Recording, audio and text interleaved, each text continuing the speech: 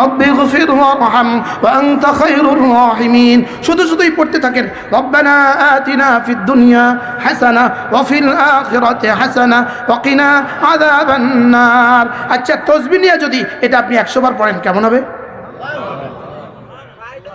হ্যাঁ, সুন্দর হবে কিনা? 2 নম্বরে হলো বেশি বেশি জিকির। জিকিরের মধ্যে রাসূল বলেন রমজানের দিনের বেলা, রাতের বেলা 4টা জিকির সবচেয়ে বেশি করে করবা।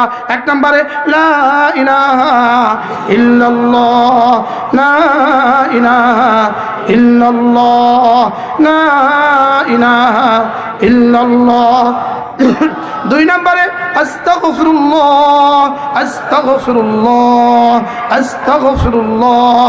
3 নম্বরে আসআলুকাল জান্নাহ, আসআলুকাল জান্নাহ। 4 নম্বরে ওয়া আউযু বিকা মিনান নার। তাহলে এই 4টা তাসবিহ একসাথে মিলিয়ে পড়া লা ইলাহা